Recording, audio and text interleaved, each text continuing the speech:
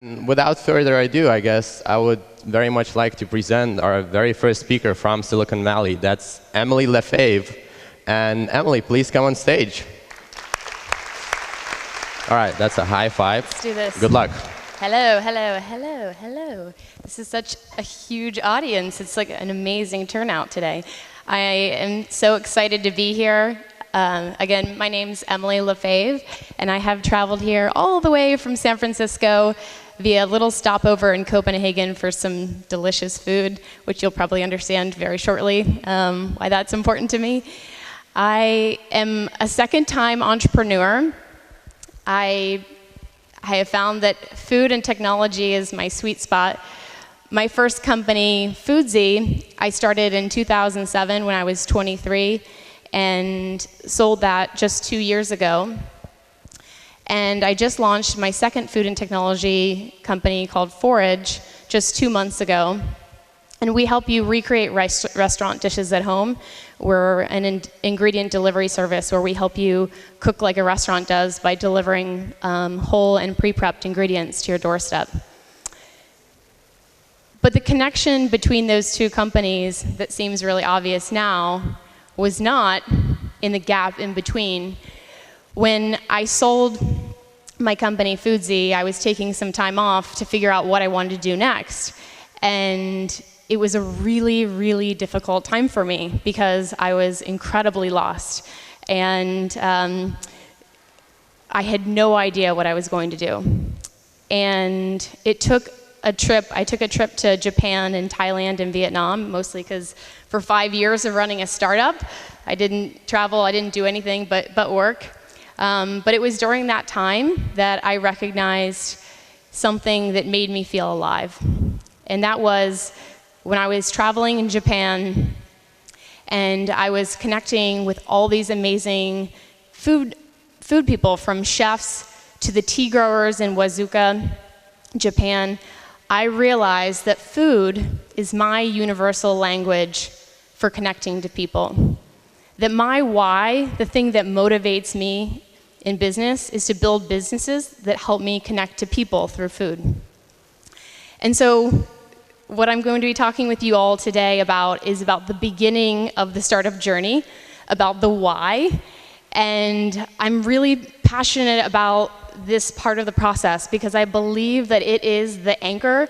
It is the thing that is going to keep you solid through an incredible ride of a startup journey that is incredibly hard. I mean, my job is to eat for a living. You would think that's actually pretty easy.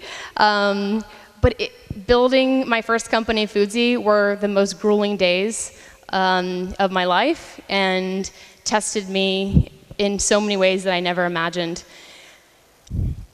So, why does why matter? Again, I believe that this is the foundation of your company. If you think about building a company, is like a house. The why is the foundation. Because people don't buy what you do, they buy why you do it. This is Simon Sinek, and I don't know if any of you have seen his talk. He gave a tremendous TED Talk about the why. And he outlined something that I really love that I think really helps you to see how an idea can be based in the why that can make it just so much more compelling of a business, both for you every day to wake up and for all your customers and your employees. So the what is that idea, that thing you want to create in the world. The how is the way you're going to do it different, better than anybody else. But the why is, why do you believe? What do you believe in? Why do you care so much? If you look at Apple as an example, a company we're all familiar with, their what? They sell computers, phones. How? They make them more beautiful, better designed, simple to use. And you could just stop there, but that's not that compelling. Instead, they start with the why. And probably you're familiar with their campaign, the Think Different campaign. It's probably the most notable when it comes to something to believe in. Apple's about changing the status quo. And when you start from that place, it's really more about, hey, we challenge the status quo.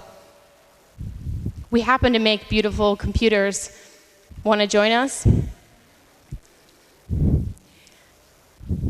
Along the startup journey, you're going to need your why to find the right partners, the right customers, convince investors. So when I was starting my second company, Forage, I realized that I had done this work for myself, but I hadn't actually done the work to, sorry, are you guys getting a lot of feedback on this? No? Okay. I hadn't actually done the work to come together with my team to create a universal why. And this actually caused a lot of problems with my team. We had built our first prototype for Forage, and as soon as we were finding that that first prototype wasn't working, our 3 co-founders moved in completely different directions. So if you think about the pivot, have you all heard about the pivoting on the idea? We use this term, I think, way too much in Silicon Valley, but it's the iteration process. But if you're not grounded in a why, then your team can pivot into totally different directions, totally different visions. So I think about your why as putting one foot in one place, and your whole team is anchored there. And you can pivot around to different ways that you're going to iterate on that product, your vision, but you're going to stay in one place. If you have 3 people who keep moving in 3 different directions, all of a sudden, you're not working on the same idea anymore. And that's what happened to us. And so we had to do this hard work together. And so we went through these 5 things that helped us get unified in our why as a team. The first, write your hate statements. And I know this probably sounds counterintuitive to finding the thing you believe in, but sometimes it's easier to find the thing that you hate, the thing that drives you crazy, because that's the thing you're going to most love to build. To find what you love, start with what you hate. We did a list of these hate statements for our company, Forage, things that we hated about the world of cooking, things that we wanted to solve. These are a few of them. The other is mapping your curiosities. You start to see the pattern of what emerges for you as what really matters. I think finding your why is seeing the consistency in your curiosities and looking backward into your past. This was something that we all did to really uncover what was most important to us. The third thing, write your future press release. I know this sounds kind of funny. We do this actually for our product, but we did it for ourselves personally. We wrote what we wanted the world to say about us in the future, about the work that we did. So you write your own story. What would be the best headline that someone could write about you?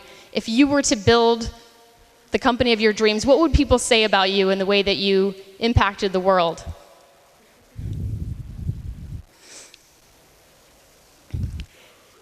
So we did this exercise, pick your one word, and I know it seems kind of crazy, but if you were to define yourself with one word, it was actually crazy how fast we all came up with an answer. So mine, as I said before, is connect. When I talked with all my other co-founders, they each had different one words: make, impact, connect. These were all going to be important into creating our unified vision of what we were creating, that it was something that tapped into that one thing with each of us. And the last thing that we did was we took all of these exercises that we did, the things that we hated in the world that we wanted to change most, the curiosities, the patterns of things that excited us most, and all the work we had done previously. We wrote our future press release, we picked our one word, and we created our why, our mission for what we believed in with Forage. So we're on a mission to help people cook more often, and through cooking and technology, build a better food system with less processed food and less food waste. We want to see more people connecting with those they care about around the dinner table, enjoying a meal they proudly made themselves. And there was such turmoil before we did this exercise, before we spent about 2 weeks unifying our vision. A few months later in the year, we had to make some other iterations and move the product in a completely different direction. And it took us about 10 minutes to all move in the same direction. And it's incredible how much this foundation can just solidify your vision as a founding team. So why on the startup journey?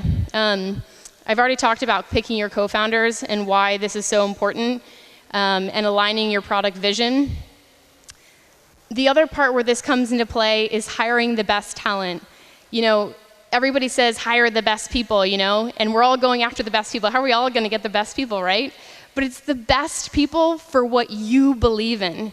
And when it comes to recruiting the best talent, you know, people aren't just signing up for the money. They're looking for things that are going to make a difference, problems they care about working on, and they're going to look to you to know, why do you care, and what do you believe in? How are you going to change the world? And this is, if you don't have these answers, you're not going to be able to hire the best people. It's also about gaining loyal customers and building a tribe. You know, your customers, if they come just for the product, you can create something that's really great, but if you get them to believe in what you believe, your values, and they start to identify as a person with your company because of those beliefs, you are building a tribe that is loyal, and that's golden.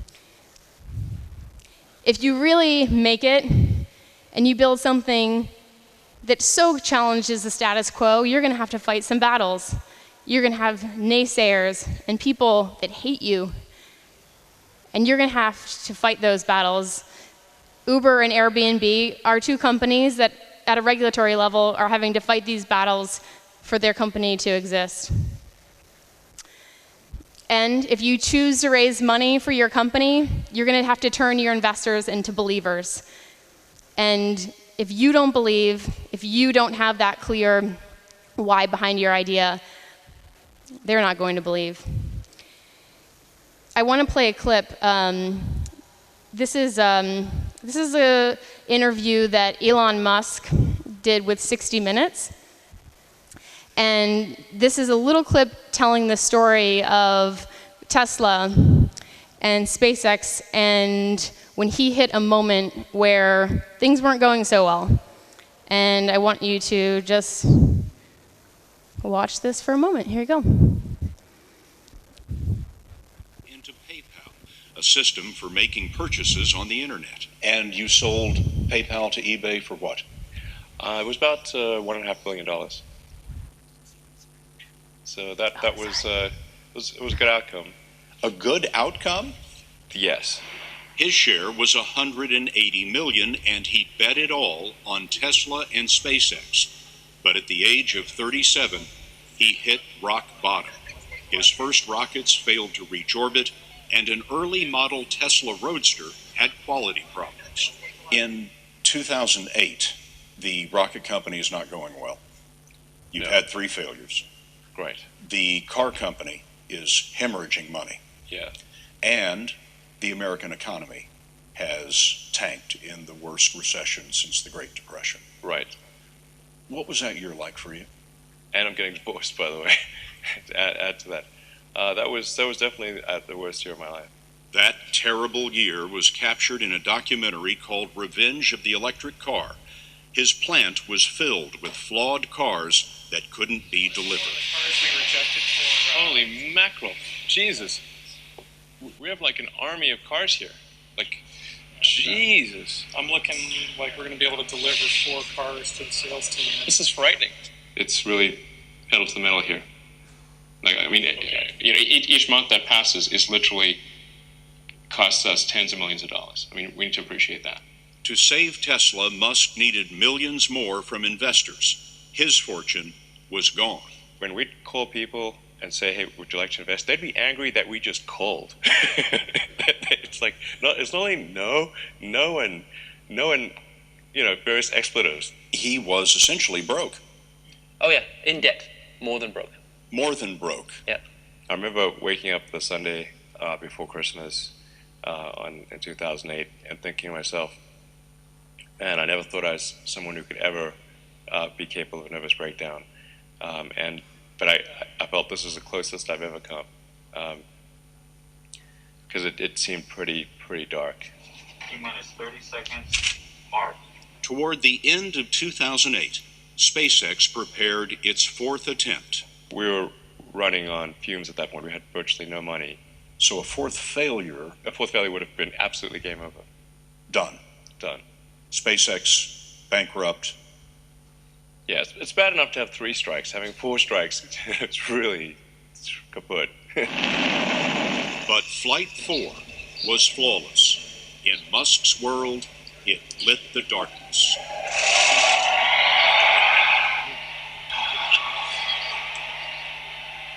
Then, as often, the week of Christmas became a time when little boy dreams are answered. NASA called and told us that we'd won a $1.5 billion contract. And I couldn't even hold the phone. It's like, I just blurted out, I love you guys. They saved you. Yeah, they did. Financially and maybe even emotionally. I'll tell you what, that was definitely helpful. Yeah. 2 days later, on Christmas Eve, Tesla's investors decided to pour in more money. So you were saved in the period of 3 days. Yeah. By 2 completely unexpected events. Yeah. Merry Christmas. Yeah, absolutely. That's for sure.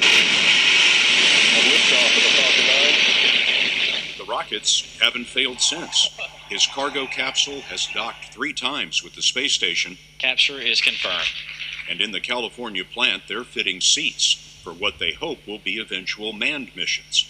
SpaceX is also testing a rocket that can be reused, softly landing on a column of flame. Another step on a longer journey. I'd love to have SpaceX be the company that brings humanity to Mars, and I hope I see it while I'm still alive. He started an online banking firm that he grew into PayPal, a system for making purchases on the internet. And you sold PayPal to eBay for what? It was Still going? Okay. So I wanted to show that clip because when you see the story of Elon and the 3 rockets that go off and that fail, right, and going for the 4th time, no matter whether you are a first-time entrepreneur or you are arguably one of the greatest entrepreneurs of our generation, you're just going to hit that same moment of whether you believe, because nobody else might believe in that moment, and you're going to have to muster that up in yourself. And so for the rest of this conference, I look forward to connecting with all of you, and I hope that you take away, really digging in to understand what your why is, and use that as a filter for all the ideas that you're excited to tackle, excited to change the world. Thank you.